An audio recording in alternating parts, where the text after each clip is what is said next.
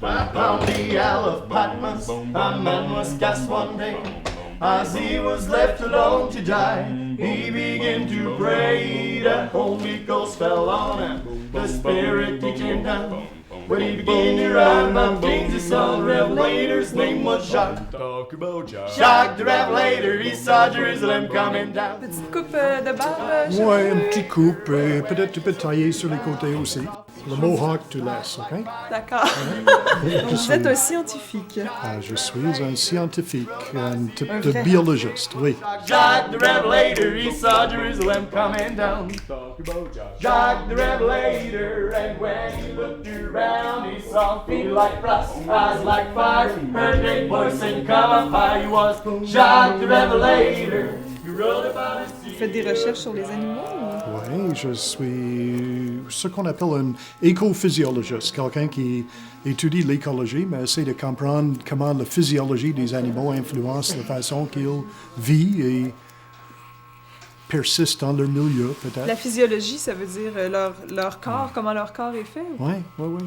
Comment ils sont constitués? Mais surtout que pour moi, ce qui est intéressant, c'est les coûts énergétiques de la vie. Un peu, on fait toujours l'allusion à le coût de chauffage. Les animaux roulent sur l'énergie comme les voitures roulent sur l'essence. Et combien ça coûte pour faire la reproduction, pour passer l'hiver en hibernation, par exemple? Avec les conditions climatiques qu'on a, qui se modifient. Oui, ça pose un bon défi pour beaucoup d'animaux, hein? Comme pour nous. Comme pour nous. Mais il y en a qui aiment le réchauffement de climat, mais il y en a d'autres, comme certains animaux, qui trouvent ça dur. Ben oui, j'imagine. Ah, il y en a qui aiment ça, c'est vrai? Ben, il y a certaines espèces qui prolifèrent quand il fait plus chaud. Hein? Quand les hivers sont moins rudes, c'est plus facile, ça prend moins d'énergie. Est-ce que vous vous focussez sur un ou plusieurs animaux? Oh, ça dépend. Tu parles de quand, parce que actuellement, j'ai deux sujets de recherche, disons, deux thèmes de recherche. Un, j'ai la chance de travailler en Corse, donc je travaille en France. Corse? Oui, en Corse. Sur une espèce d'oiseau, le mésange bleu, qui est un peu comme notre mésange tête noire. On a combien? À peu près 350, quasiment 400 nichoirs posés. Et ça nous permet de faire le tour, de savoir quand les femelles s'installent, qui est avec qui, quand ça pond des œufs, combien de jeunes. Donc vous êtes vraiment en observation, là.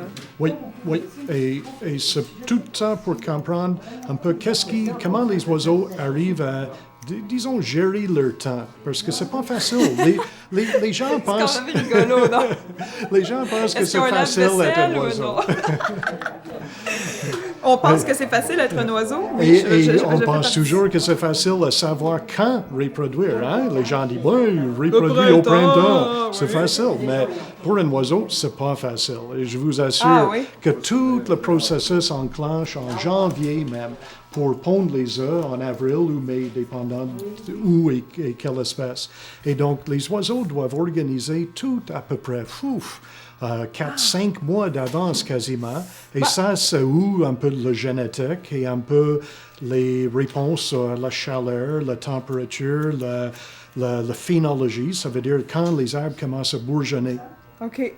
Donc, les oiseaux doivent quelque part commencer à lire les stimulus, qu'est-ce qu'il y a dans l'environnement. Dans leur environnement, préparer. Oui, voilà, commencer à sécréter les hormones, commencer à chercher un partenaire, défendre un territoire, construire le nid, pondre les œufs et finalement, tout ça pour avoir les jeunes dans le nid.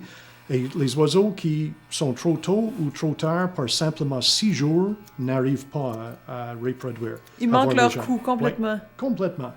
Et donc, les gens pensent que c'est facile d'être un oiseau et de savoir comment le faire, mais c'est pas facile. Et c'est pas facile pour un biologiste de comprendre qu'est-ce que les oiseaux voient et utilisent comme signe dans leur environnement. On parle des oiseaux, là, mais je fais d'autres choses. Oui, c'est ça. Il y a plein de gens qui rigolent quand je dis j'ai fait la plupart de ma carrière en faisant la recherche et observation des chauves-souris. Chauves-souris. Vous êtes capable de voir les chauves-souris, vous? D'observer les chauves-souris? Oui, une fois qu'on sait quoi regarder, oui, on est capable. Wow. Mais qu'est-ce que les chauves-souris, qu'est-ce qui nous informe de quoi dans la... De quoi ils peuvent nous informer? Oui, nous informer. Ils peuvent être bien utiles. Hein? Informer, moi, comme biologiste, j'essaie de comprendre comment le monde fonctionne. Donc, il n'y a pas une information qui est nécessairement plus importante qu'une autre. Mais peut-être la question est meilleure de dire à quoi ça sert une chauve-souris. À quoi ça sert une chauve-souris? Voilà. Mais écoute, les chauves-souris, l'exemple que je donne souvent, c'est que ici, près de Sherbrooke, on a un village qui s'appelle Johnville. Et dans Johnville, il y a au moins 4 colonies de chauves-souris avec à peu près 50 chacun. Et dans le village, il y a, au cours de l'été, les femelles qui sont là dans les colonies vont manger à peu près 100 kilos de moustiques et d'insectes. Chacune? Pas chacune des colonies. Et oui, donc, tu comptes combien de moustiques ça prend pour faire 100 kilos? C'est pas mal. C'est des millions et des millions et des millions. Et les chauves-souris sont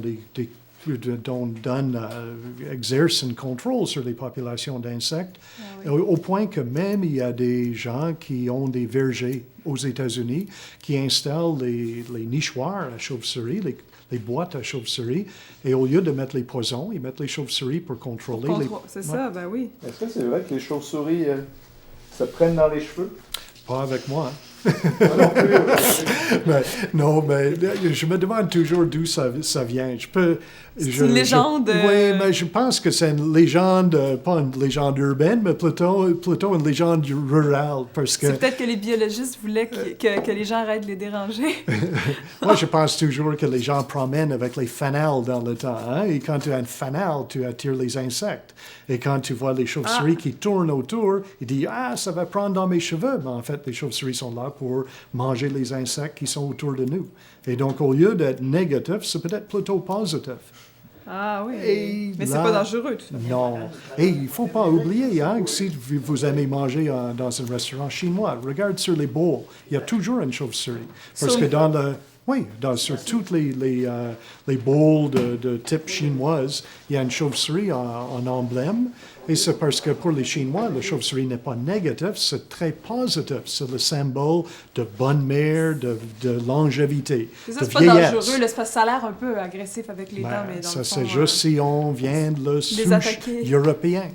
Les autres cultures n'ont pas de peur des chauves-souris. C'est les Européens et tout ce qui sont dérivés. Donc, les francophones, les anglophones d'Amérique du Nord. En Côte d'Ivoire, les gens refusent à vivre dans une maison qui n'a pas de chauves-souris parce qu'ils disent que ça doit être hanté. Parce que normalement, toutes les maisons ont des chauves-souris. Donc, s'il n'y en a pas, ça veut dire que c'est pas bon. Et les Africains en Côte d'Ivoire refusent, comme je dis, quand ils construisent une nouvelle maison en paille, ils refusent de la vivre jusqu'au point que les chauves-souris sont installées. Donc, il n'y a pas tout le monde qui a notre vision. On n'a pas toute la même vision. Voilà. Aïe, OK. Bon, vous observez le comportement des animaux et tout, mais est-ce que vous modifiez des environnements ou est-ce que... Nous, on ne modifie pas. Hein? Comme biologiste, on cherche les milieux qui sont le moins Donc, perturbés. On observe supposément ce qui est naturel, mais il ne reste plus rien qui est naturel. Hein? C'est presque disparu au complet en Amérique du Nord. Donc, c'est un peu désolant pour... Ça doit être un petit peu attristant pour vous, comme de constater ça constamment. Oui, et ça nous pose un défi, parce que, évidemment, il faut comprendre comment les animaux vont survivre dans les milieux qui sont plus ce qui étaient les milieux où ils ont évolué. Excusez, j'étais complètement absorbée, mais est-ce que ça va, la coupe? Mm-hmm. Ça va. Les chauves-souris vont aimer ça? Pour ce qui me reste. Hein? Hey, merci. Ça m'a fait plaisir. Upon the Isle of Patmos, a man was cast one day. As he was left alone to die, he began to pray. The Holy Ghost fell on him, the Spirit he came down. When he began to write about things, he saw the Revelator's name was Jacques. Jacques the Revelator, he saw Jerusalem coming down. Yes, it was Jacques. Jacques the Revelator, and when he looked around, he saw feet like brass, eyes like fire, heard a great voice sing, come up high. He was Jacques the Revelator, he wrote about the city of God.